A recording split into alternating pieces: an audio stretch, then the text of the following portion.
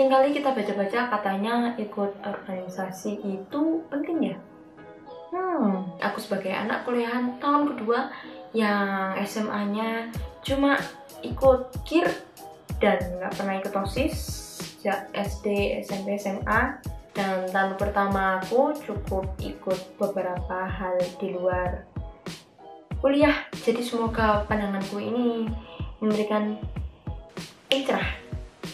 Nah, selain kuliah itu ada kegiatan seperti organisasi, volunteer, terus makan. Di sini aku akan membahas dalam beberapa bab, dan seperti biasa kalau kalian mau skip bisa cek di timestamp di deskripsi bawah. Pertama, kalian harus tahu tujuan awal ikut kegiatan tersebut. Ikut kegiatan selain kuliah nggak ya? Itu hanya kalian yang bisa jawab, karena organisasi dan lain-lainnya itu kan tujuan bersama. Bagi aku sendiri yang penting itu bukan ikut organisasi atau enggaknya, tapi apakah tujuanku tercapai kalau ikut hal itu. Misalnya contoh tujuan dan alasannya adalah kalian butuh sertif ke organisasi untuk beasiswa. Nah, itu bisa jadi salah satu alasan kenapa kalian ikut organisasi. Contoh lagi, kalau kalian kurang tahu gimana caranya bergaul, dapat teman, nah ikut BEM ini adalah salah satu cara dapat teman. Nah, manfaatnya apa aja sih kalau kenal teman setingkat dan cutting? Itu lumayan banyak sih kalau di Fakultas Kedokteran Gigi. Misalnya saja pinjam buku, catatan, terus alat, ya banyak hal lah. Makanya aku ikut BEM FKGUB. Misal suka volley, jadi ikut UKM volley. Jadikan kegiatan di luar kuliah ini untuk mencapai tujuan yang lain. Macam-macam kegiatan di luar kuliah. Setelah mengetahui tujuan kalian ikut, kalian harus tahu positif dan negatifnya serta pengalaman pribadiku. Jadi ini positif dan negatifnya menurutku. Organisasi, apa sih organisasi itu? Nah, organisasi adalah suatu kelompok orang dalam suatu wadah untuk tujuan bersama. Nah, apa saja organisasi di tingkatan umum, universitas, dan FKG? Kalau di sini aku mau menyebutkan FKG. Untuk organisasi di kampus lingkungan yaitu ada dua, organisasi ekstra kampus dan intra kampus. Lalu contoh organisasi ekstra kampus itu kayak gimana? Misal kayak HMI, itu kan sampai senasional, itu ekstra kampus. Sedangkan organisasi intra kampus, kalau dari paling atas itu sekampus, ada EMUB, eksekutif mahasiswa, lalu ada DPM yang tingkat univ, terus kalau di tingkat fakultas ada namanya BEM dan eksekutif mahasiswa. Terus kalau turun lagi ada himpunan untuk jurusan-jurusan. Nah, karena di FKGUB ini cuma ada sampai fakultas, nggak sampai ada jurusan seperti di univ lain, masih belum, jadi nggak ada himpunan, cuma BEM aja. Dan BEM ini membawahi LSU, bisa jadi kayak ekstrakurikuler lah. Misal kalau di FKGUB ada namanya Formikagi, kayak BDI yang Islam-Islam gitu. Terus ada dance drive seperti KIR kalau di SMA. Pengalamannya aku sendiri ikut BEM di fakultasku. Nah, aku sendiri ikut departemen, atau kalau di sini sebutnya kementerian, itu Kominfo. Nah, untuk kementerianku itu ya tentang ngedit-ngedit, yang bikin poster di Instagram BEM kayak gini. Terus bisa juga ikut panitiaan yang tingkat univ, diajak dosen gitu, terus dapat bayaran. Tapi itu cuma satu kali aja sih, jadi untuk Kementerian Kominfo sendiri ini terasa santai dan tidak berat karena nggak ada broker event, semua broker non event cuma bikin majalah dan publikasi, jadi menurutku itu cukup mudah. Jadi pastikan lagi kalau kalian pilih departemen atau kementerian itu sesuai dengan minat kalian. Kelebihan organisasi sendiri, karena organisasi itu adalah perkumpulan yang jelas, terus ada surat-surat yang jelas, itu misal untuk beasiswa kan butuh seperti surat keterangan dari sekretaris BEM-nya. Nah, itu bisa kalian dapetin secara mudah. Beda kalau sama kematian dan lain-lain, itu kalau di aku nggak dapet sertif. Apalagi sertif yang ber-SKP itu belum. Nah, aku sendiri pernah ngikutin webinar yang diadakan Himabio UB.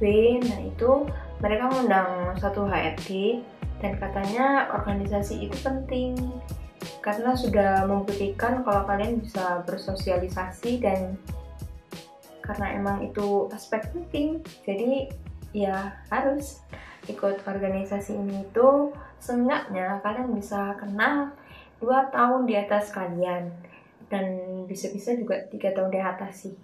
Kekurangannya untuk organisasi itu kalian biasanya terikat 1 tahun kepengurusan. Kedua adalah kepanitiaan. Apa itu kepanitiaan? Nah, kepanitiaan itu adalah suatu organisasi yang terdiri atas bla bla bla orang atau lebih yang mempunyai tugas saling berpengaruh satu dengan lain dalam melaksanakan suatu kegiatan untuk mencapai tujuan bersama. Nah, untuk pengalamanku sendiri, aku sendiri itu ikut beberapa kepanitiaan yang di fakultasku sendiri, dan adalah beberapa yang di luar itu. Awalnya aku ikut kepanitiaan Pemilwa yang di bawah Pemira UB itu, terus bikin poster ginian.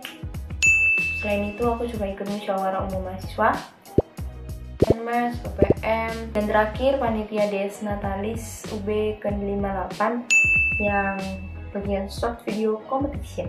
Kelebihan panitiaan ini sendiri itu lebih tidak terikat dari BEM karena jangka kerjanya itu ya paling 1 bulan, 2 bulan, 3 bulan, tergantung besar atau enggaknya eventnya sih. Kelebihan ikut panitia ini biasanya tuh yang ikut nggak cuma anak BEM aja, tapi bisa juga dari non-BEM dan LSU. Apalagi kalau kalian ikut yang di lingkup univ, kalian bisa dapat kenalan dari anak fakultas lain. Kekurangannya, menurutku tugasnya ini karena jangka waktu yang pendek, tugasnya itu lebih banyak daripada BEM.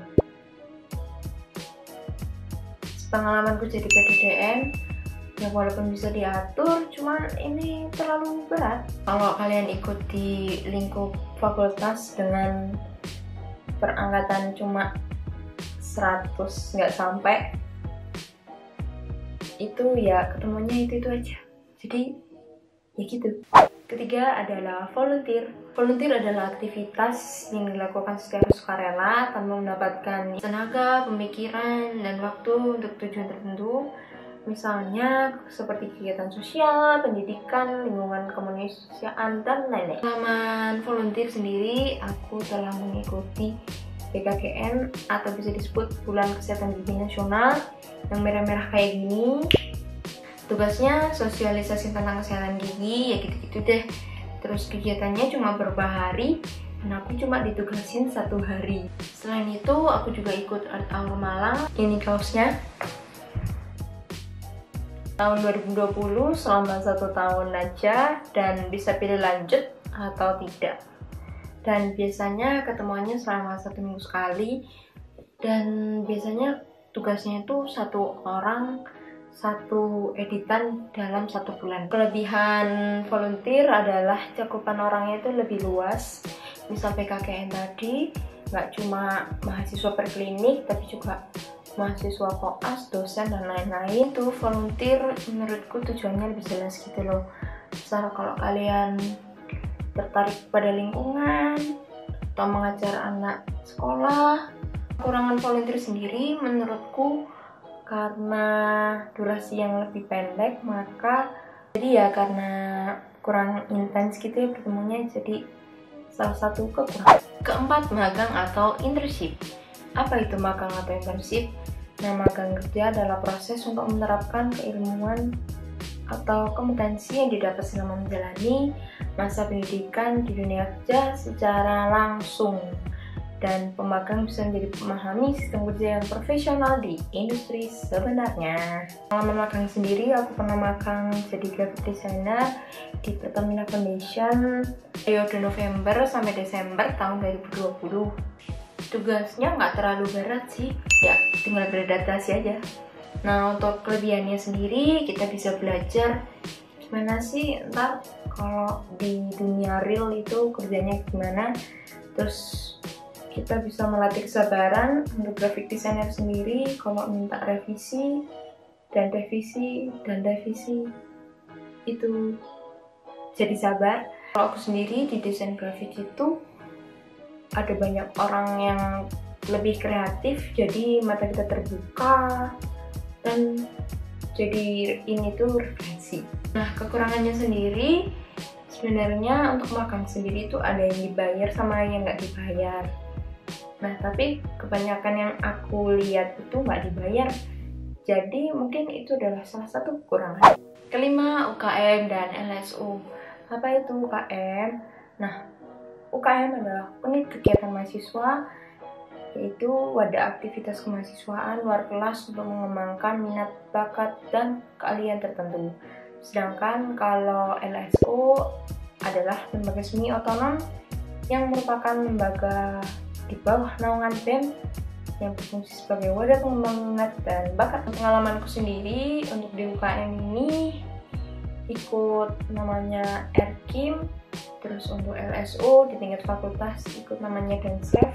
Semuanya itu 1 tahun kepengurusan. Menurutku perbedaan UKM LSU dengan ekstrakurikuler di SMA itu, kalau UKM LSU ada banyak program kerja yang lebih teratur. Kalau ekstrakurikuler kan cuma kita belajar dari guru. Nah, ini kalau UKM LSU nggak ada kayak gitu. Kelebihan UKM dan LSU itu kalian bisa mengembangkan hobi. Untuk kekurangannya sendiri, mungkin dari keterikatannya ya, 1 tahun cukup lama. Nah, sekarang kita bahas organisasi yang khusus untuk mahasiswa kedokteran gigi selain BEM. Untuk Regio Internasional, masih belum yakin apakah ada yang untuk perkumpulan satu dunia. Jadi aku cuma nampilin, nyiciin yang benar aku tahu dan cuttingku ikut. Pertama ada APSDA atau kepanjangannya adalah Asia Pacific Dental Student Association, perkumpulan mahasiswa kedokteran gigi di wilayah Asia Pasifik. Untuk di lingkup nasional ada PSMKGI atau Persatuan Senat Mahasiswa Kedokteran Gigi Indonesia. BEM cuman kementerian atau departemennya itu lebih sedikit, dan yang pasti lingkupan prokernya itu lebih besar. Nasional biasanya dia tuh ngelakuin kayak barsos, terus ngadain lomba-lomba juga. Barangkali kalau kalian berminat atau ingin tipe lebih-lebih bisa di Instagramnya. Semula dariku, yang penting itu kalian mencapai tujuan dan dapat relasi. Manfaatnya apa sih relasi? Bisa kalian cek di video ini. Bisa didapat dari mana saja, nggak cuma organisasi.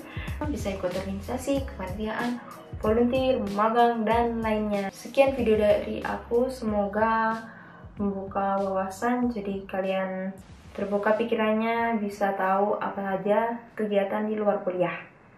Suan rek.